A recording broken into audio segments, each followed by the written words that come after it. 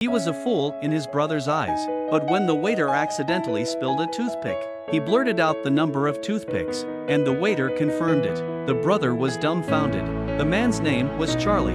He grew up on the streets. All he wanted to do was make money. Then a call came in. It turned out that his father had died. Charlie just said he knew. At the funeral, he stood far away. The reason he was so cold was because of a fight he had with his father when he was young. He took the car out secretly, but he called the police and said his car was stolen. The parents of his classmates came to bail him out. Only Charlie spent a week in detention. After that, he ran away from home. He went out on his own. The next day, the lawyer read the will. His father left him a sports car and a flower garden. The rest went into a fund and a nursing home to take care of it. Charlie was confused, but the lawyer wouldn't reveal the real beneficiary. So he looked up the address of the nursing home. He found out that the people there looked like idiots. It was a mental institution.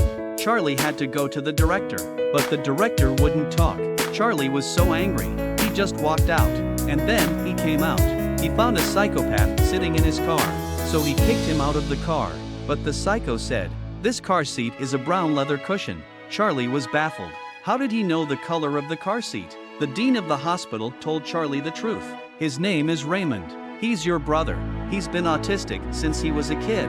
Charlie thought the dean was lying to him. The more he thought about it, the worse it got. He went to his brother's room. He picked up a book and opened it, and on the first page was his father's name, so he was really his brother. So now it's time to get him to give up his inheritance. But first, how to trick him out of his inheritance. Charlie had a bright idea.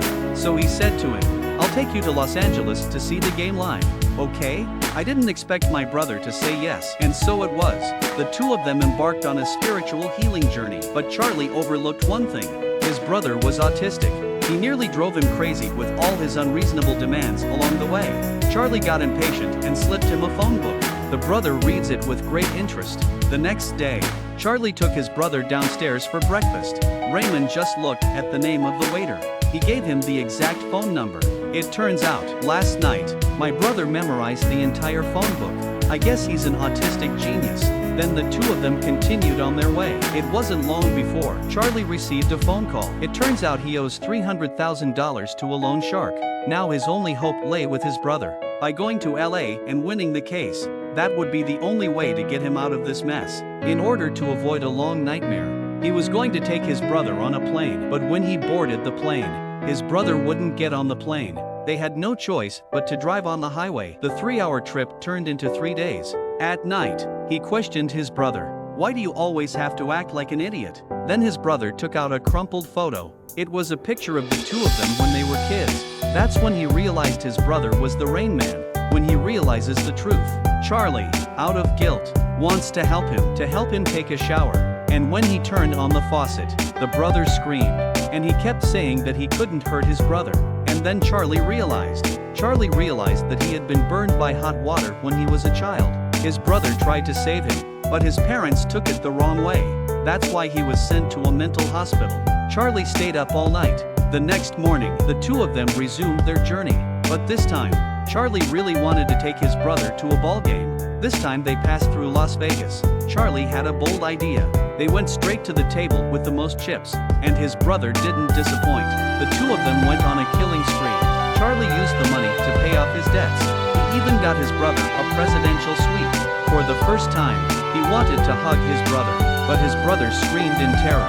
The next day, they finally arrived in Los Angeles, and now there's a lawsuit. It's just a custody battle for his brother. To get Charlie to give up, the dean wrote a check for $250,000. Charlie said, "I don't care about the inheritance anymore. I just want to spend time with my brother." Soon after, the hearing began as scheduled. The presiding officer asked Raymond what he and his brother had been doing, and the brother told him everything. Charlie had no choice but to admit it. Seeing that the situation was going to the dean's way, he tried his best to explain.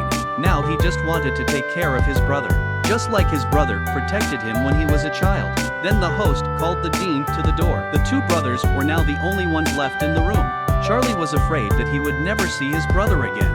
He spoke from the bottom of his heart. "I like you very much to be my brother." And his brother leaned his head towards him.